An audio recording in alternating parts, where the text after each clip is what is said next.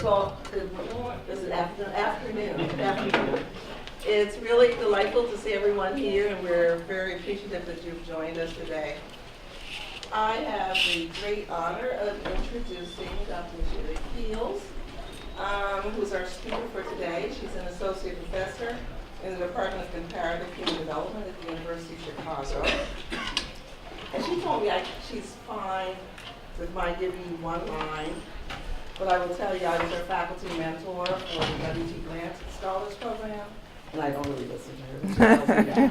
So I want to tell you a little bit more about her. Her talk today, from my perspective at least, is just a slice of the range of things that she has done over time. She was a foundation child development she was a young scholar in the Young Scholars Program in the Foundation for Child Development. And so her work at that point was focused on early childhood. She has done considerable work around neighborhood effects. Some of it co-authored with people like Greg Duncan and others, but her own work looking at social mobility and economic segregation. She has done work on relationships and higher education, predominantly white institutions. And the work that she's going to talk about today is very much focused on her work in historically white institutions. Now, some of you, I know for this group, all of you completed the survey that we did, what was that, a year ago? Your experiences in the school, and that was an adapted version of the survey that Micere created at the University of Chicago, because as it turns out, the University of Chicago has some of the same issues that the University of Pennsylvania has. In addition, she's been doing really fascinating work on trauma and the experiences of kids who enter into schools and who've experienced trauma, primarily kids who have been immigrant and refugee circumstances, but not only, right? In low-income households. Yeah, in low-income housing. And the potential for that work to help us think more expansively about the transitions that kids make, I think are enormous, and also helping us think about what our pedagogy and practice might look like. I wanted to give you that layout of who she is because she has come to define herself as a life course developmental psychologist, and you can see that her work crosses the expanse of the life, certainly the academic life. But equally important, she's been asked to participate and to lead several different initiatives at the University of Chicago. It's one advantage of knowing her well. I know that the scope of the work that she's done and that she's been asked to do pretty significant, and a lot of it has to do with focusing on grounded issues that have significant implications for the quality of student life and the quality of faculty life at the University of Chicago. In general, I can say that she is just an outstanding scholar, researcher.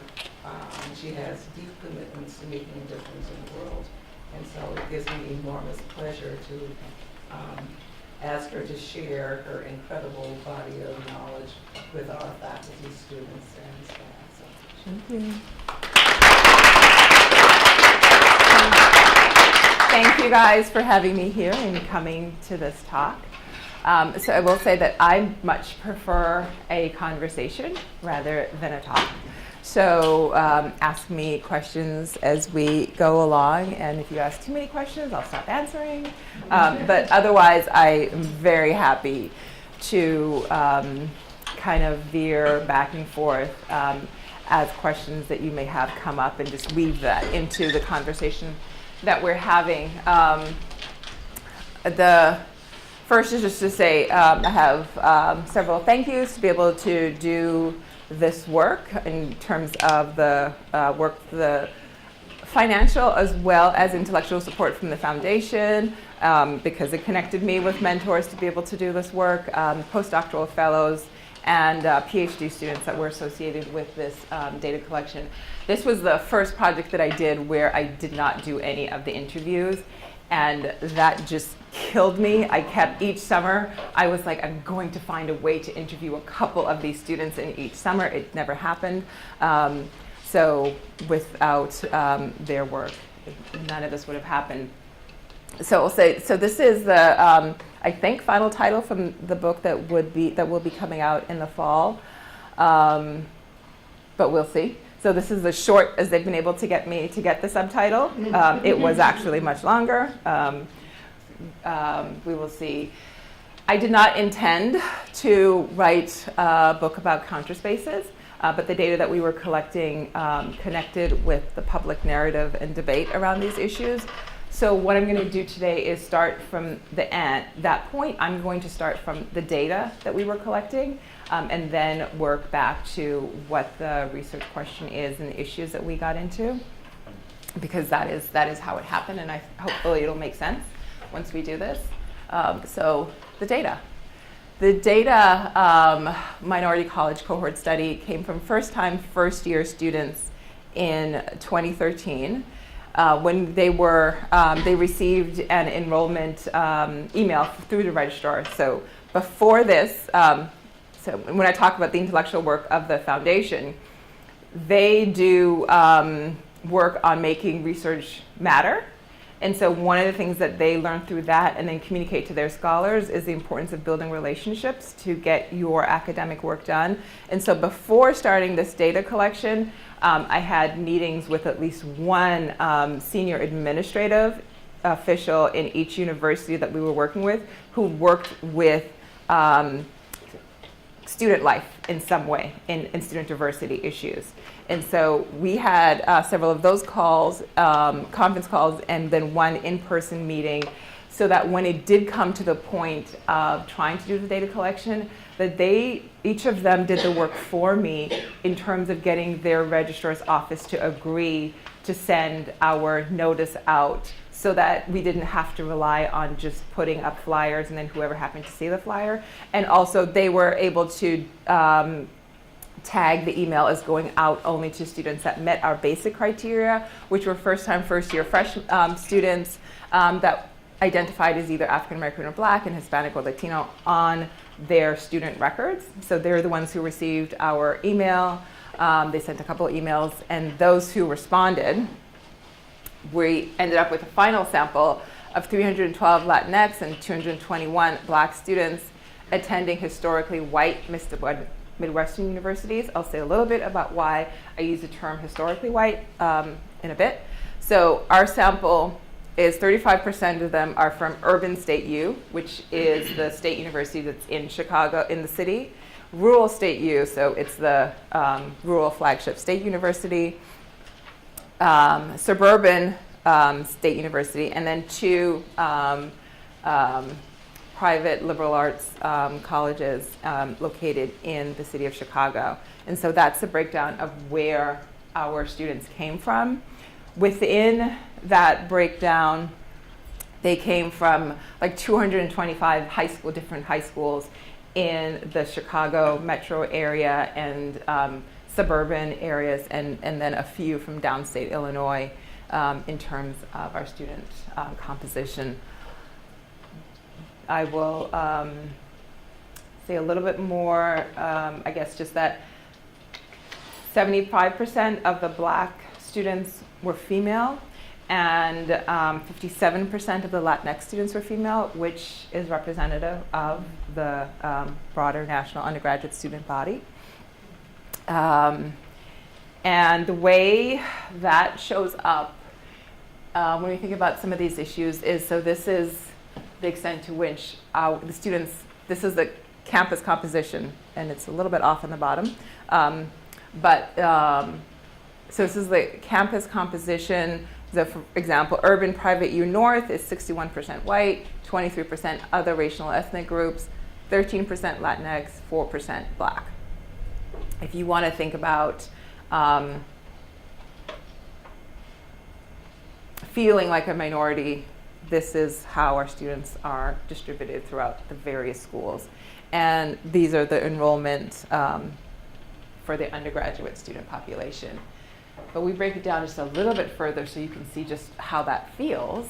because you feel your race and your race, ethnicity, and your gender together, and particularly for the male students, and particularly for the Black male students in our study, they are just a tiny fraction of these campuses in terms of just feeling connection and community on campus, to the extent that having others of your similar race, ethnicity, and gender on campus, you might feel a little lost in the sea of students.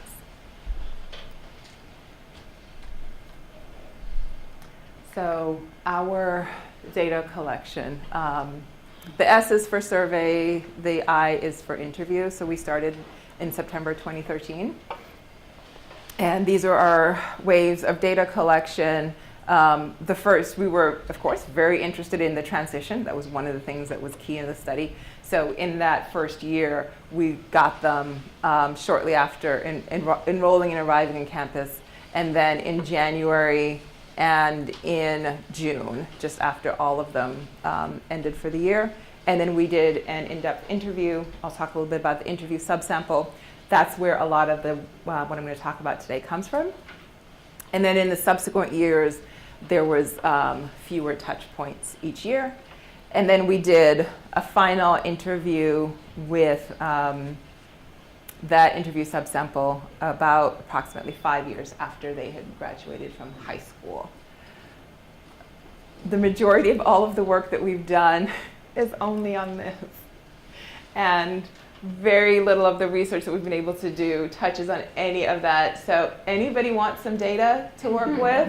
I am very open in sharing this data. I have a couple colleagues from other institutions that are using the data, because right now I just feel so guilty about not having been able to do a lot. We've only done a couple papers with the other things, and but most of our papers that are still in progress right now are still really just on this first year, because there's been so much to understand in the transition. But we do have information about them all the way through. And what I'm going to talk about you today is still really from this first year of data. We had a very high response rate. In part, so I started out way back when in clinical psych, and so I always ask some questions on my surveys and things that have a lot of emotional content and a lot of self-reflection. And so we think that that's what helped to keep our sample size response rates really high. And at the end, we sent them an email to kind of say, just tell us anything you want about participating in the study. And several of them responded back. It was just open, with saying, it gave me a chance to reflect on my year. We had a couple of the male students said, men are rarely asked about how we feel about things, and that was one of the great things that I liked about this study, and being able to do that. And so we think that because we had some of those questions in there, that they were, and it was just reflecting about the experiences, and we always messaged this in, we need people who are making decisions about your college experiences and about the experiences of students that will come after you, make it based on what they know, and here is your chance to make sure that we make these decisions based on what you know and your experiences. So we think that those things really help to maintain this high response rate. Other thing I'll note, even though we had our plan of study, it intersected with public debates, and we were able to then add some data collection in around some of these public debates. So our very first two papers were around political activism, and it's because it came up, and we were able to ask some questions, and so and then say a couple of things empirically about how these shifts in opportunities for digital engagement in activism might affect student mental health and might be supportive spaces. The book and talk about today came up because the safe spaces debate really flooded the media. and flooded students' lives and experiences. We did not ask about safe spaces, and even when the debate started coming up and being to be popularized in 2014, we still did not ask about safe spaces because students were telling us about it without us asking deliberately about it, and we decided that we didn't want to ask deliberate questions about safe spaces, and we just based it on what they were telling us about their campus experiences and their social connections. But in that, they were talking oftentimes about safe spaces. So some aspects that are fixed for my framing of using this data is one is that college persistence is foregrounded. In almost all of my questions have some connection to how does this matter for the likelihood of persisting through to degree attainment. I have a very instrumental view with why this work is important. The other is that academic preparation is backgrounded. In part, that's because of our sample. The students were trying to figure what were their average had a high school GPA of 3.5, 77% had taken at least one AP course, and the average SAT, ACT score was in the 75th percentile. So it's a group of students that were academically prepared to do college level work, and they were highly educationally motivated. So it's kind of the on-the-ball students who responded to the request to participate. And because of that, we are taking this as an advantage to being able to background academic preparation. We still include control measures when we do quantitative stuff, but that's not the focus. The focus is on other factors. And you guys have lots of folks here that allow us to also cite research and to have an empirical reason for why we're foregrounding one and backgrounding another. But to talk a little bit more is about why it matters so much, the issue of foregrounding persistence, is that expanding access while increasing costs without also paying attention to increasing the likelihood that students will graduate means that not only is college financially riskier, but that increasing numbers of low income and low wealth students who are disproportionately Black and Latinx are exposed to that risk. So college is riskier, and more students that can't afford to lose that risk are in that position. And so this is kind of the constellation of reasons for why for me, making sure that everything that we do connects to how does this matter for persistence. But also getting through emotionally and psychologically whole, not just from persisting.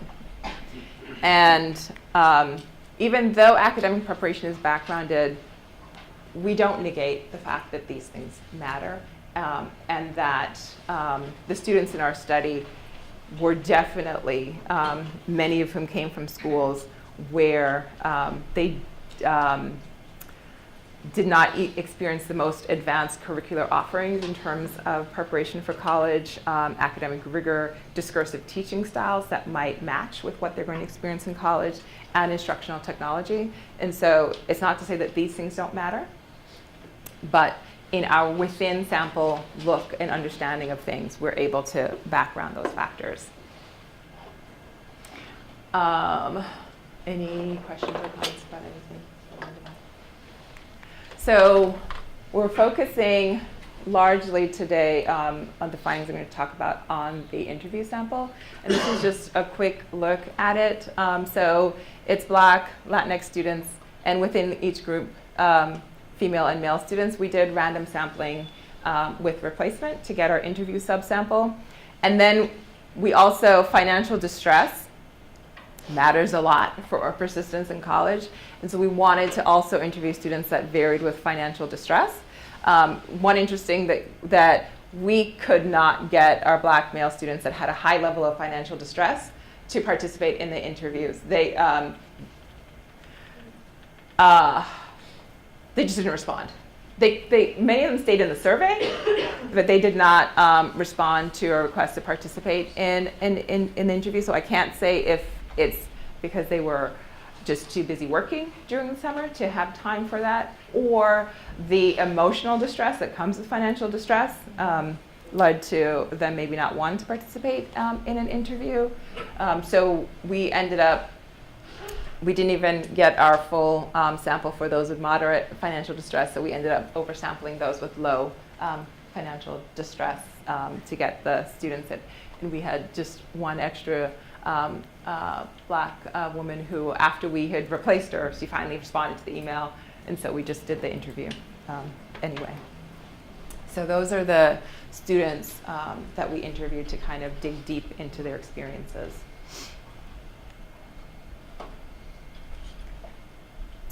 And I'm going to just put this up there, but just to say that we're focusing on what comes out of the interview, the first year surveys and the year one interview. But as we went along, we added for racial ethnic justice and immigration in America and Black Lives Matter and DACA.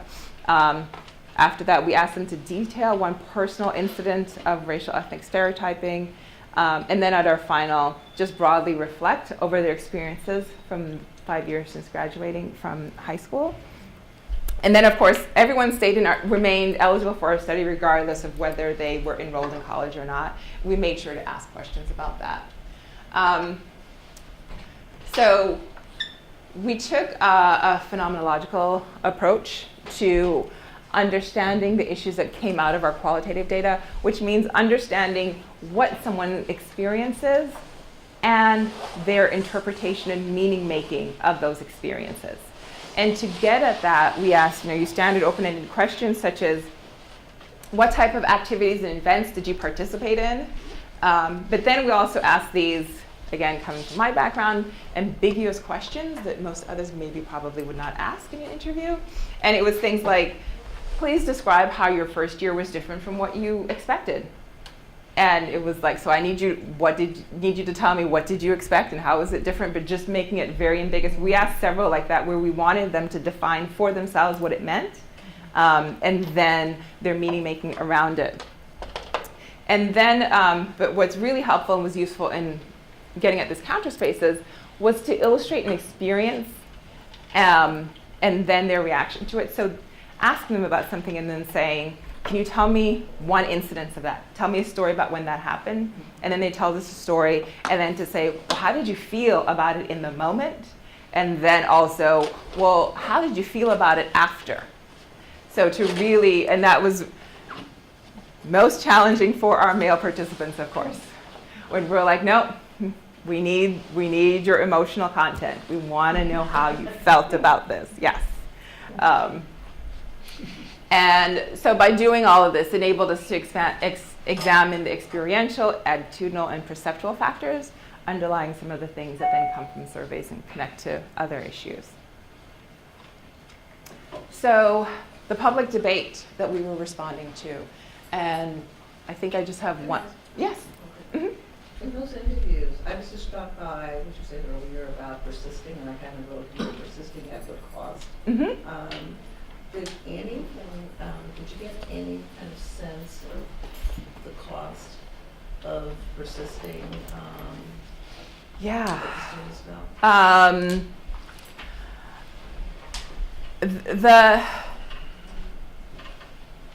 So one of those things is, I'm not going to talk about it here today, but it is a chapter in the book, which is the need to deny that racism, discrimination is happening, or that you've experienced particular events, because I have to stay, I have to persist.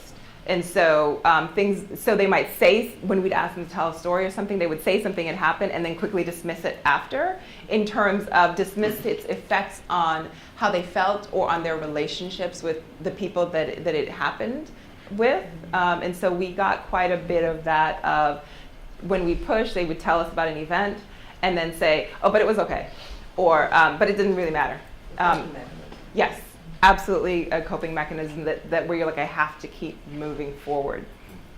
The other thing that I'm not going to talk about with this cost is just the incredible anxiety that some of the students are going to college with that can be relieved with providing better information. And you guys have scholars here that talk about this, about the costs and the returns to college.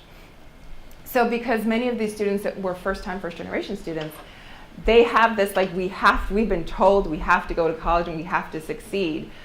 But I don't have any evidence that this actually pays off.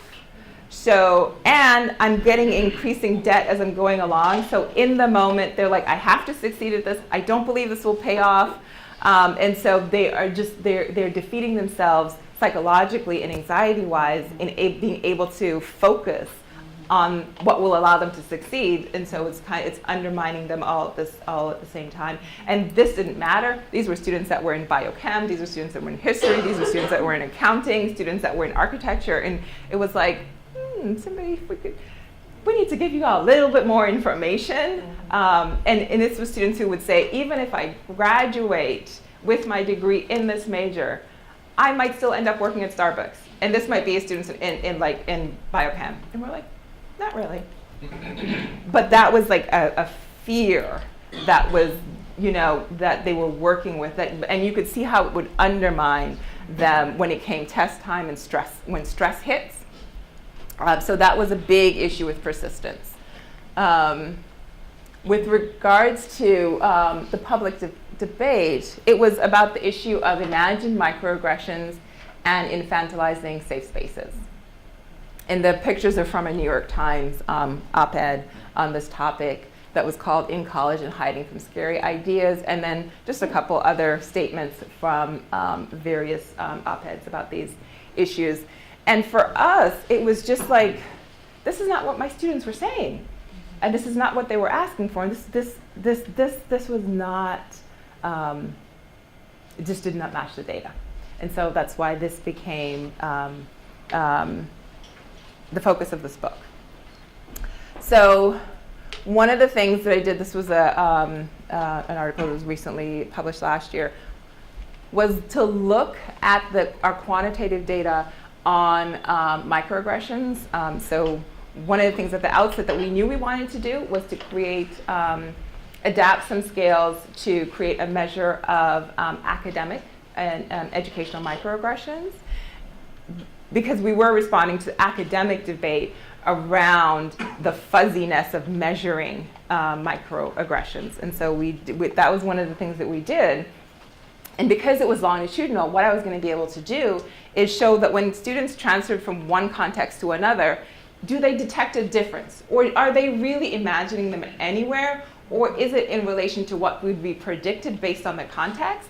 And that's what we could show, which is that in high school, so these are students who were in mostly non-white high schools, so they had the lowest level of reporting of microaggressions, and these were students that were in high schools that had 75% or more white student body. And they had the most reporting of microaggressions in high school. But when they looked across their first year of college, they all converge, meaning that it was associated with the context in which they were in, that they could discriminate those differences. And the same thing with Latinx students. Now you have to look from that direction, which is their high school to college transition in perception of microaggressions. And the only ones that are significant change are students moving from predominantly same racial ethnic group high schools to the college and university that were predominantly and historically white. So there were many other analyses that we did, but it was all about showing that students could discriminate differences in context in association with their reporting of microaggressions, so that it wasn't just indiscriminately reporting them anywhere and everywhere. But then, what were they saying? So this is one student talking about that not trying to get away from ideas that conflicted with her own. So I just love having, which I've never had before, being able to sit down with students and discussing social issues or political issues in really intellectual conversations that I've never been exposed to before, and for them to enlighten me with new information. I love that. And so this is just one example that they were not asking to be protected from new ideas. They were asking for safe spaces so that they could be engaged with radical ideas when it came to issues associated with their identity, which is that they didn't want to have to debate, if we're thinking about race and ethnicity, they didn't want to have to debate whether racism exists. They didn't want to have to debate whether discrimination. They wanted to be able to say, okay, let's just take that as a given, and then what is the next deeper, much more substantive conversation that would come after? I don't want to debate just my basic experience that I have, which you have not had, and so I don't want to debate that. I want spaces where we can all in a room take that as a given and then have critical conversations. And we'll say a little bit about what those critical conversations are in a bit. And so, but first, the anti-safe spaces arguments, what I argue is that one, they're ahistorical. And so it's based on the idea that colleges and universities are post-oppression because there are no current laws that directly disadvantage historically marginalized students. So I had to read a lot of the op-eds and public articles about the debate. And so, which is that, well, they're post-racial, post-sexual identity, post-gender identity, post-religious affiliation, because we have no laws on the books that bar students with any of these identities. However, history is embedded within people's social identities and is integrated into our understanding of societal hierarchies.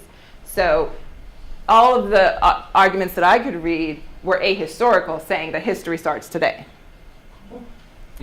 And the next was that I found that the arguments were patriarchal, in that they only imagined the prototypical college student who may be white, male, middle or upper class, and has been validated in educational institutions and in broader societal representations. So it was the idea that the student has known of their identity or of their self at stake in any of these debates. And so that students can just enter these ideological debates that are absolutely outside of the self. However, we know that that is not the case for the marginalized students that we're talking about.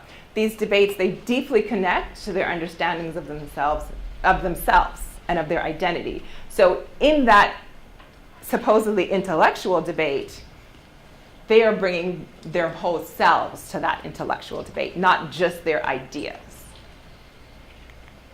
And then lastly, those arguments are empirically false.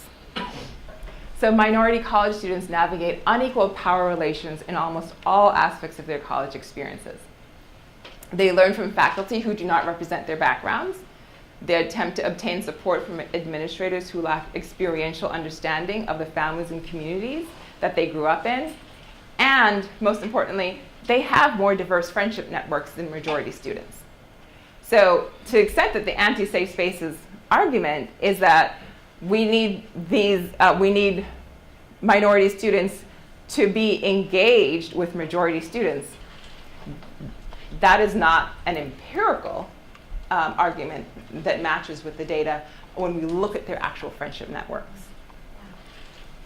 So that's looking at the public debates and what is underlying those public debates and thinking about how they match up with what's really happening. And so that's part of the reason why I use historically versus predominantly white when I talk about the institutions.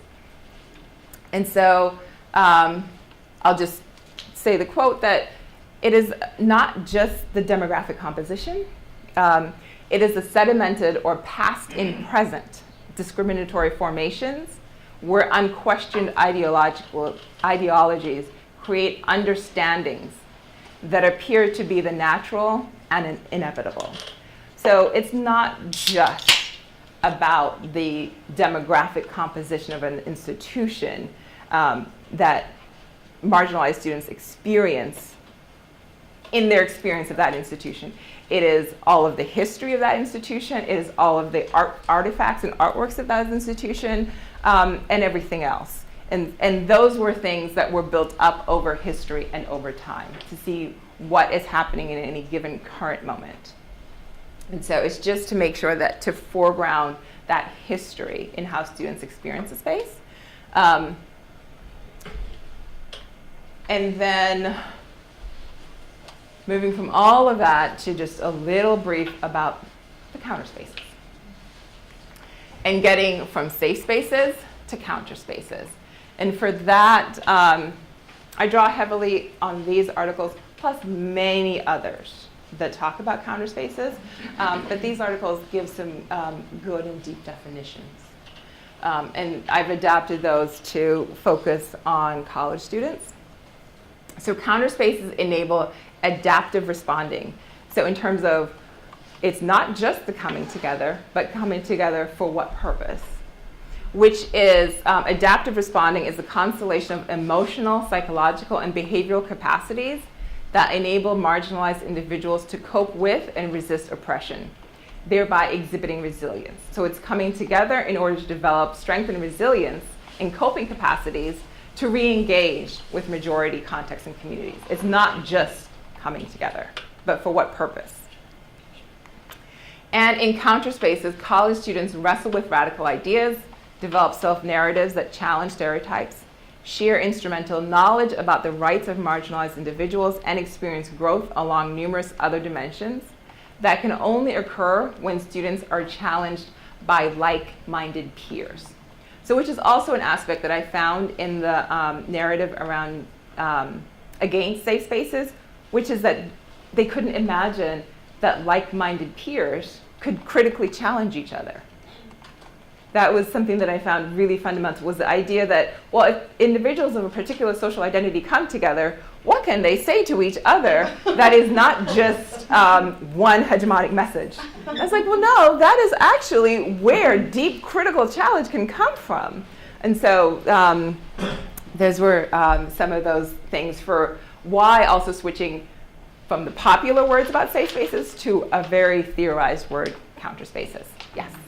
Just a quick question to clarify. So, and this is all super interesting. So, when you're saying like-minded peers, how do you define that, particularly in light of your previous slide, which was noting the diverse networks that these individuals you're studying are engaged in? So, like-minded in what sense? So what I detail more is like-minded in having had an experience where one's social identity has been marginalized in a majority context. That in terms of, that's what I mean by like-minded. Oh, so these are the people who would not be like, oh, discrimination doesn't exist in the world, you've imagined it, or it's something that passed a long time ago. So recognizing the initial phase, and then the next step is the part where you challenge each other. Oh. Recognizing that experience itself, that basic experience is valid. Yes. No, that's great, thank you. Any other questions? So the counterspaces that students talked about in our sample and in our data. I'll talk about, so 3 types, which are physical, social, and ideological, were the 3 types of counterspaces. And they could be formal, meaning that they are institutionally supported, such as the Multicultural Center or Latino Students Cultural Center, which is a formal institutional counterspace. Or they could be informal, which may simply be a regular coming together, but that is not structured by an administrator. It can happen in a space. It could happen in that same center, but it's not one of the organizations actually organized by the director of that center or anywhere else on campus. So they can be formal or informal. And just to note that I'm not gonna talk about it today, but particularly when we're thinking about ideological counterspaces, the issue we found in our sample, the issue of us needing to have a similar marginalized ethnic identity drops away. So for example, several of our students were in ideological counterspaces with white faculty members because they talked about the issue of racial ethnic marginalization with that faculty member. It was a space where that was acknowledged and it was recognized and it was validated. And so one of those things that we were able to show in the book that, and which is the basic, I wanted to bring that up to say the basic definition of a counterspace is actually when two or more people come together for the purpose of engaging around a marginalized identity for the purpose of adaptive responding. It just so happens to be, it's more likely to happen when we share the same social identity because we've had that same basic experience of what marginalization feels like. But it can also happen with someone who has not had that basic experience based on their knowledge of conversations about and willingness to engage in that conversation. And I will say that that absolutely transformed those students' experiences of their colleges and universities. And so if we had that experience, what we found is that the student then generously gave that way of thinking to many of the faculty. That, oh, well, maybe it's possible that so they would talk about having this experience, but then say, my university. Mm-hmm. And it was really interesting how they generalized and then gave some more leeway to what might be happening, what might be possible at the institution. So talking about physical counterspaces is about, in part, experiencing one's differences as value diversity rather than a marginalized threat. So being able to be physically, and so we'll also talk about this as critical mass. In a context where there's a critical mass of you in some spaces, it allowed the kind of the identity threat that might be experienced in other spaces to fade away. And so it helped to experience then one's identity differences as like, oh, this can be a positive aspect of my university experience rather than solely a threatening aspect of my university experience.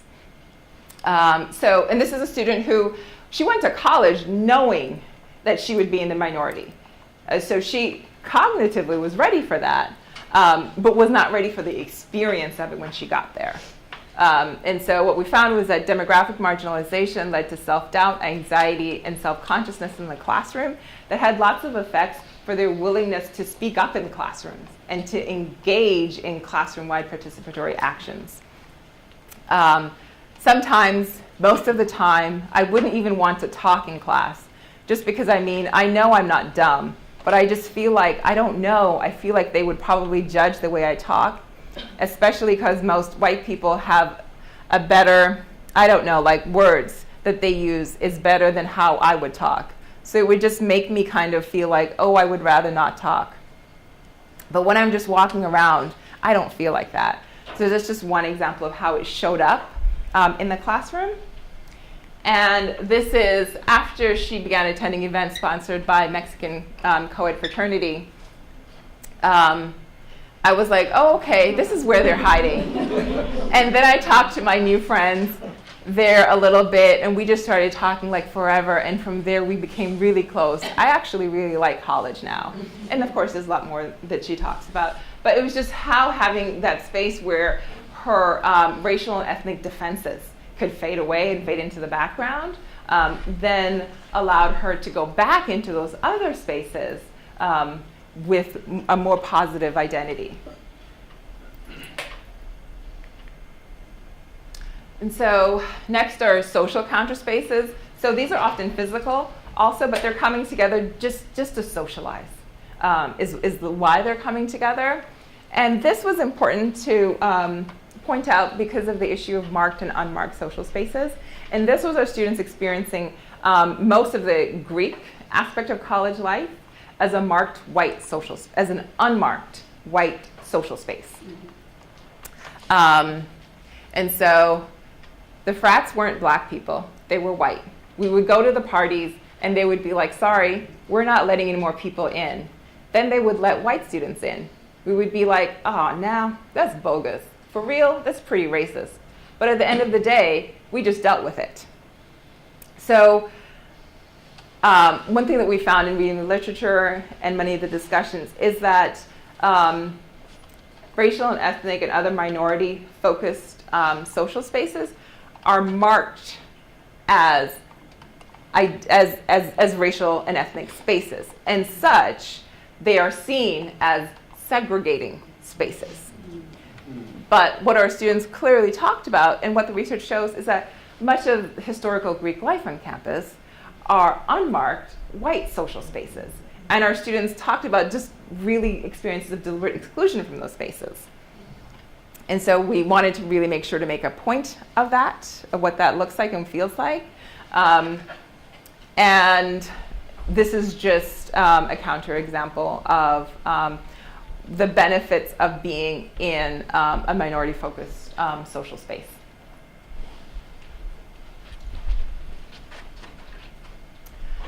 So the last one that I'm going to talk about is an ideological counterspace, and I'm going to flip between two. So these are two different, and that's just because it's just going to be better for me to do it quickly, to just talk about these two. So this ideological counterspace was about political activism. So this is our woman who was in an ideological counterspace about racial and ethnic activism, but she was at an institution that was not very diverse. This is our woman who was not in such a counterspace and at our most diverse institution. So what the point, I'm going to tell you what the point is that these two are making, is making this point. So even though Faith was at our most diverse institution,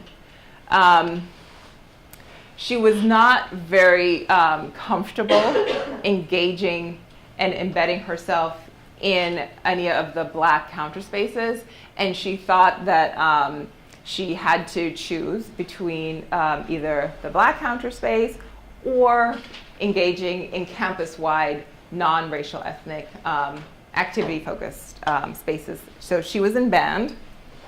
Band was her local space, local community, and for some reason it turned out that somehow on this campus, band was not diverse, not very diverse, and so she had very few Black friends on campus,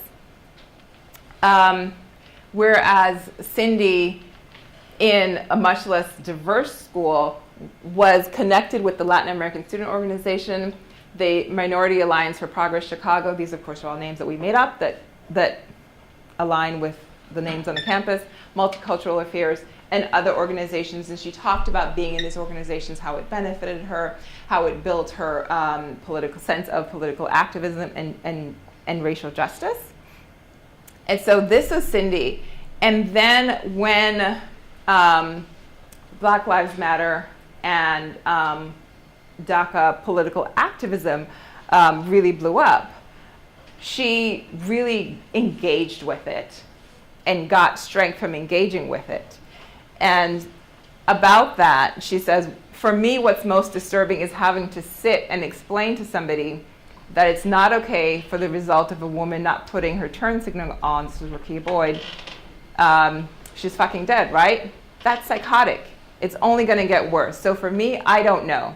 It's concerning, it's disturbing, what's going on. But I do as much as I can to raise awareness to the topic, and when people post ignorant things on my post, I sit there and suggest books, talk about how I feel about it, and what my rationale is. Faith, who was not connected to such groups, when political activism around these issues came to her campus, she felt threatened. And so she said, in response to those types of things, I didn't want to put myself in a position where I could jeopardize my future, because they had the SWAT outside on campus, they blocked the expressway, and it wasn't, the students blocked the expressway, and it wasn't that I wasn't in support, I was just trying to stay protected.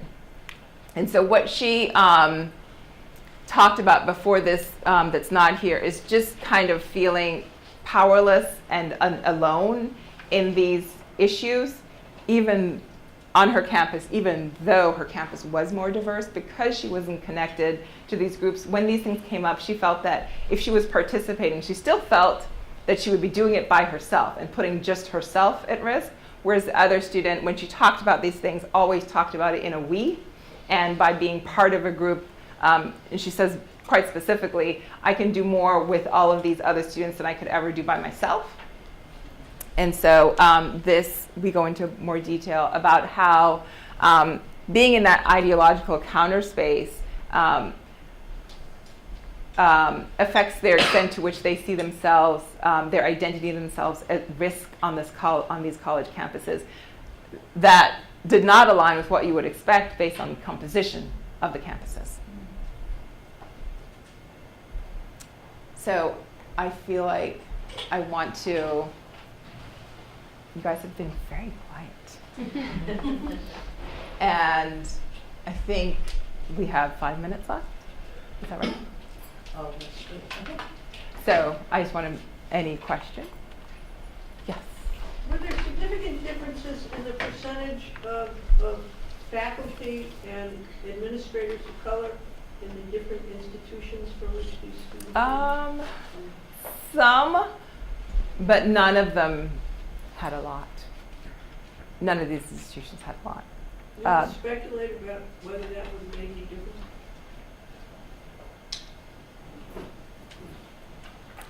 I mean, I think it could, yes.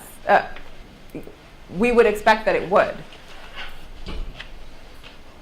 Because it affects who the students have as mentors and other partners that they're learning from. So we do anticipate that it would. And that's one of the things that we should talk about about disintegration. Yeah. Yes. So this is really fascinating to me. I really enjoyed your presentation. I'm wondering, like, I'm just trying to put these things together in my head, right? So here are some of the threats or concerns or difficulties that you are pointing at. There is the being mostly first generation, so like just not having the knowledge, familiarity, what is the consequences of having this major or this degree, or what will I do with my debt, or things like that. So this is one thing. One thing is the actual financial risk. Mm-hmm. One thing is being a visible minority, right? So like you're actually your physical body on campus stands out in ways that create complications in your spatial relationships with the campus and people on campus. So that was another thing. And then some of the public debate. Yes. Right? Including the activism and the different types of public debate around these matters on campus or as related to campus. And so then you are looking at their emotional stances and also their actual responses, like what spaces are they joining or what activities are they doing. So it's a really complex study, yeah. And I'm wondering if you have even a preliminary or more than preliminary sense of how are these different, different, I don't know what to call them, threats or aspects, how are they affecting the students in different ways, right? What, if we take away, if we fix the financial issue, you know what I mean? Yes. What is,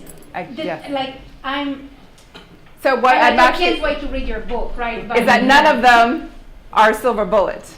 So, obviously, yeah. But financial issues, fix that first. Yeah. Okay. But that's just because. So what our financial distress measure is not money, but it's about how they feel about the lack of money. Right. and how they feel about, and the anxiety. It's like, how much do you worry about? How much are you concerned? Are you concerned that you will have to stop out of school? And what we found is that consumes so much brain space that the financial is working with them around the financial issues, actual money, but also actual how do you manage the worry consumes so much. But even after fixing that, it's how much are there these sources of identity threat that makes them withdraw. Or makes them feel anxious when they don't need to feel anxious. And so we talk about racial ethnic identity threats. We talk about socioeconomic identity threats.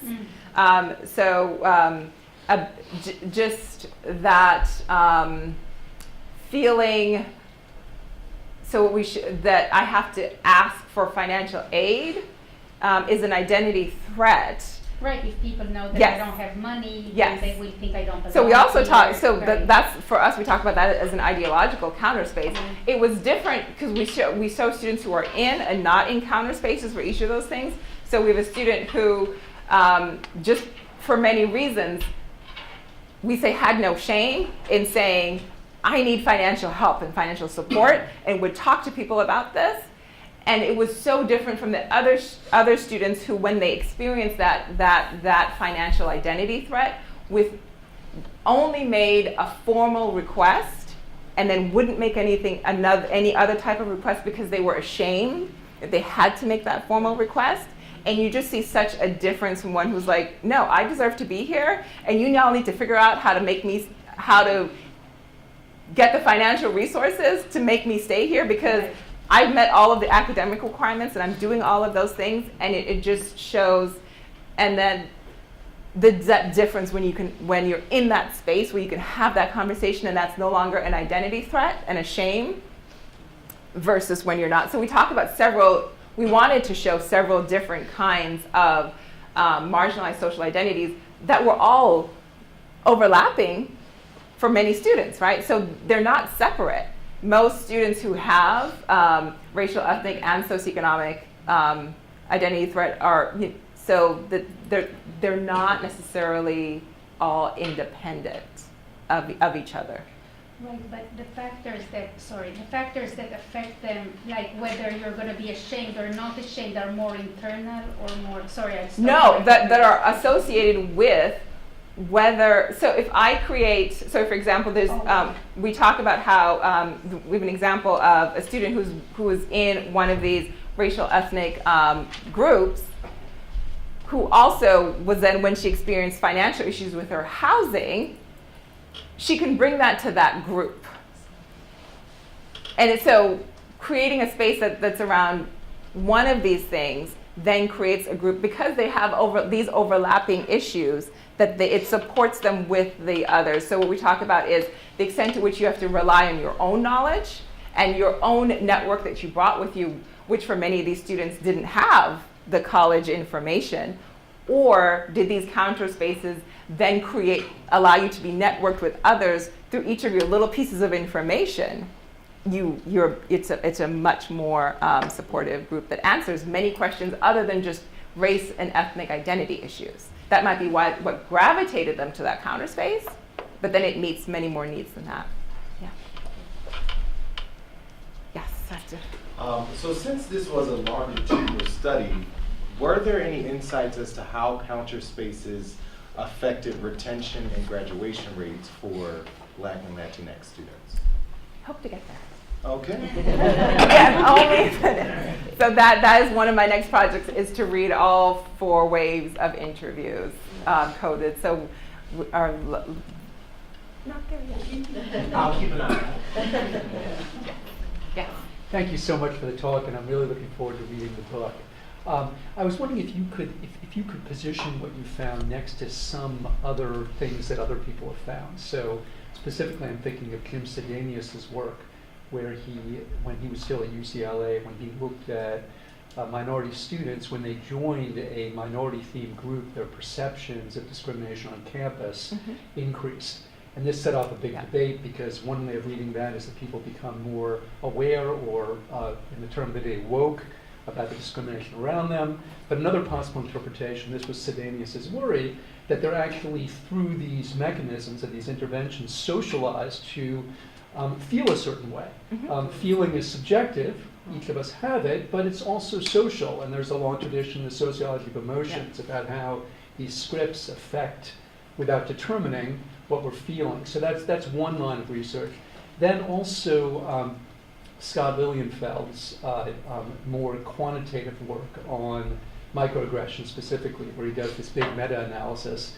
And for whatever it's worth, he found two things. One, he couldn't find that there was any consistency in the way that targeted groups identified microaggressions. And number two, he couldn't find any evidence for the kind of 1,000 cuts idea that these cumulatively have a negative effect either in people's psyches or, or on their behavior.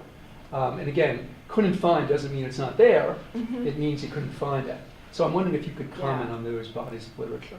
So I'll take the meta-analysis first, which is that, one of the big critiques right now of that is that it combined a lot of things that, as meta-analysis tend to do. that I didn't know necessarily that I would combine when,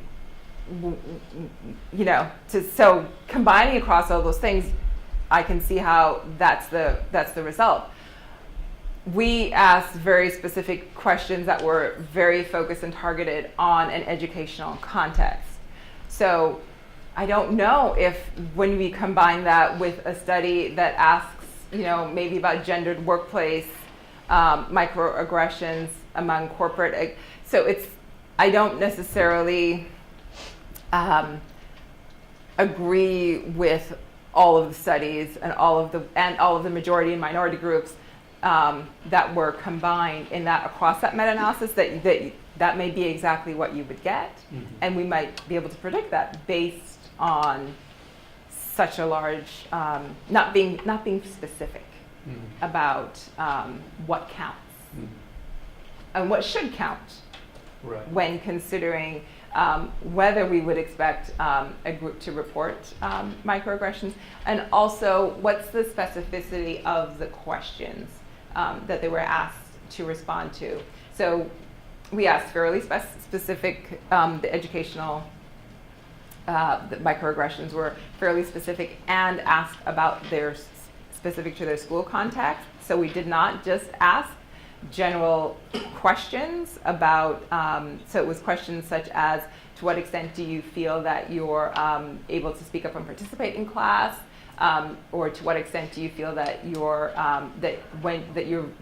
responses in class are valued by others, and asked specifically to think about your high school when you were asking about high school, and specifically to think about this year in college. It may be different if, to what extent do you feel that your ideas are valued?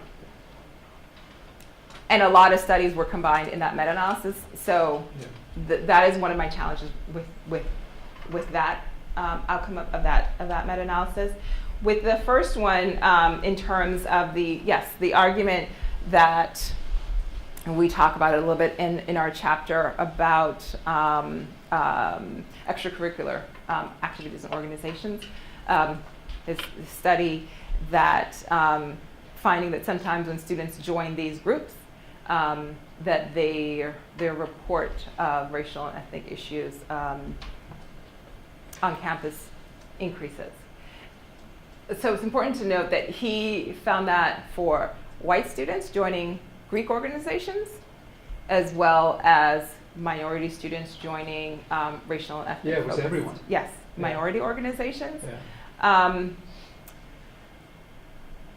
But also, there were some nuances in that in terms of, and we talk about it in the book, but I'm blanking a little bit on their reasons.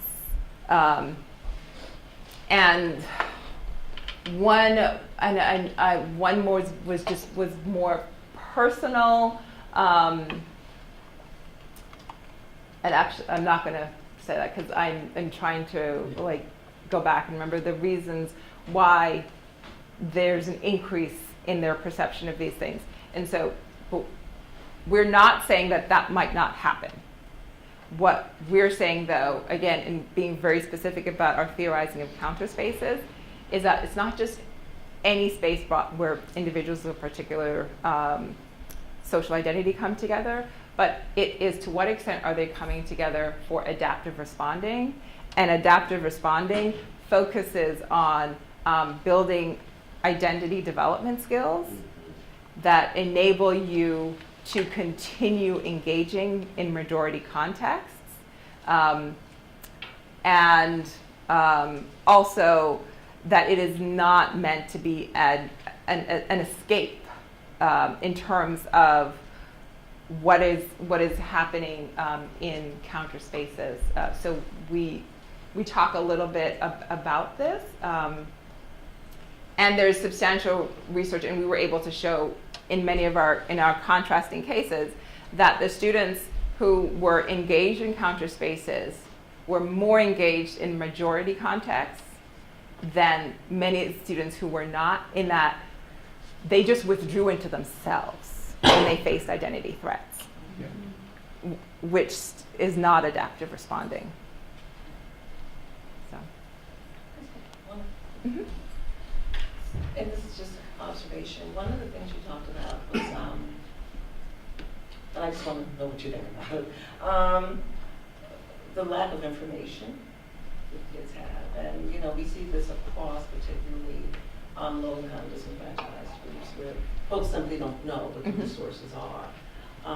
And what I'm understanding is that a lot of kids don't know what the resources are, because that's also a huge difference with financial aid offices, right? And the trauma that kids go through to try to get funding. But the other thing seems to be a kind of lack of knowledge about who actually gets financial aid. And the assumption that if you're white, you probably don't get financial aid. And that it is somehow this particular purview of students of color. And I don't know any way to kind of get around it, because to some degree, even when the information is there, the kids still seem to feel that they are the only ones who are getting the financial aid. But when they talk to other students, and this happened here, I apologize for using a kind of personal experience of living in a college house as a faculty, and students actually talking about the negative experiences they were having around financially seemed to be far more compelling than anything that was read. So this thing about information to me is really important, and what students' perceptions are, and how they come to those perceptions in thinking about who they are in a kind of larger society. Yeah. Socioeconomic identity threats, we talked about as one of our most challenging to support with regards to counterspaces, because one, it's not an identity that kids were holding on to, meaning they're coming to, one of the reasons they're coming to college is to change that social status. So they don't necessarily want to come together around that social, there's some threat in coming together around that social status, because it's one of the things I came to college to shed, is to move it. But if they're in the same room and they're talking about a lot of things, and it comes up. Yes, absolutely. Yeah. So one of those things is, the challenge is, I'm not going to raise my hand that allows you to identify me. Well, I can identify you based on some of our, so we talk about embodied social identities and others that are not embodied, that make it a little bit more challenging, and financial is one of those that's not embodied. And so I'm not really sure who are the other students that are financially struggling here, so I'm not sure who to connect with around this issue. So that's one of those little challenges. And it's an identity I want to shed as I move. So there's some of those challenges. But there's also financial issues are understood as a personal failing. That's again, so these were some of those things that make it a little bit challenging, but when they do talk to each other around that issue, it starts to shed some of those things. It's just that, so we talked about this type of counterspace as one that you can't expect students to figure out on their own. That is one that may be best facilitated as a formal counterspace because of those issues that make it a little dicey for students to raise their hand and say, oh, let's talk, let's get together around this. But when they do get together around it, it does start to shed all of those things, the personal failing that I have to, that I need financial resources, the idea that even that it is just me, again, because it's understood as a personal failing of you and your family, and all of those things. So that is one that we talk about as that may best benefit from institutional support in organizing and helping to facilitate that coming together. Yeah. Okay, so we leave again at 1:15, but since I just asked out the question, so I am not taking the lot. You have to decide. Well, there are two. Can we just take two? Why don't you go first and then we'll end with the dean? Thank you so much for that. You only had one black male with high financial stress, right? It's so important. In our interview. In the interview. Yeah. It's so important that we amplify that voice. Can you tell us a little bit more about what they talked about? No, I cannot tell you a lot more about what they talked about. And that is because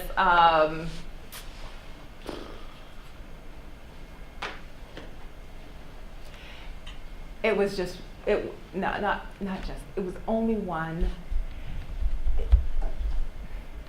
It's hard to say, what, I'm not an ethnographer, so I don't know how to say things about one case, but our students that were high and moderate financial distress, black men that were experiencing high and moderate financial distress. I guess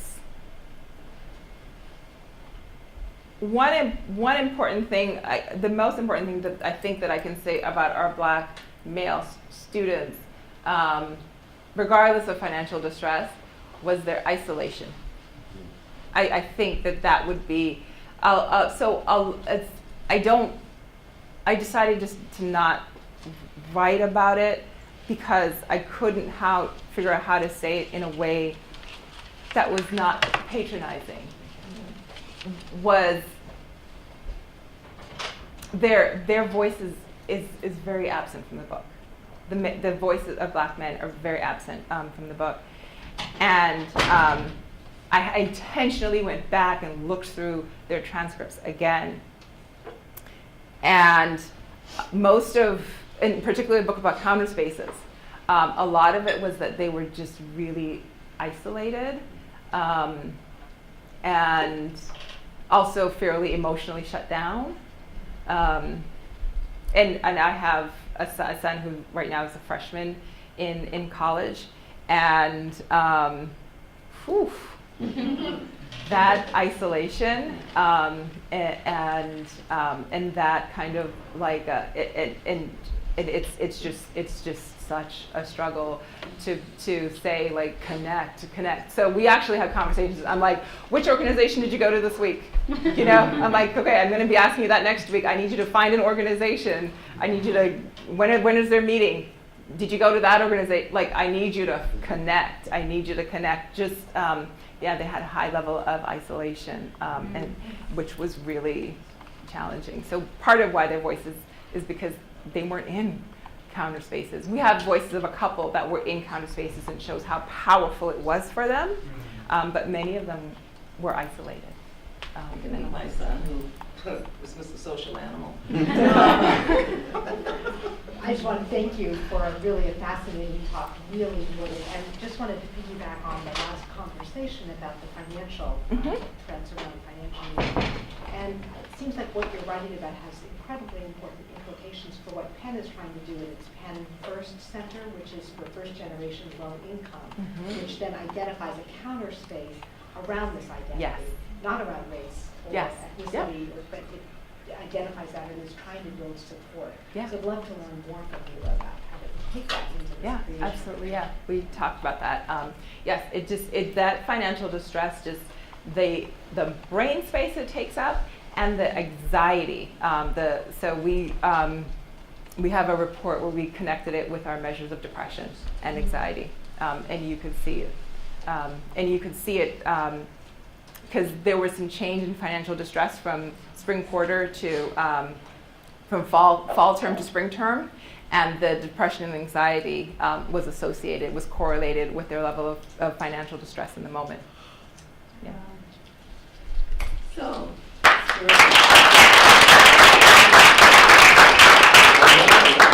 want to thank Micere for such an engaging talk on a topic that's so multifaceted and complex and rich. You'll be around.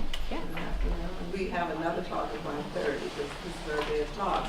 But I know that she's very open to talking about the work, and I think this will be so well received. So I'm looking forward to reading the book. And I want to thank all of you for coming. These are important. This is an important speaker series. I actually begged for us to do this, and then I almost forgot. So we. Thank you. I'll get to keep We would buy you a house and car, but instead we thought we would just give you this as a small token of our enormous appreciation. Thank you. Oh, Thank you. Thank you.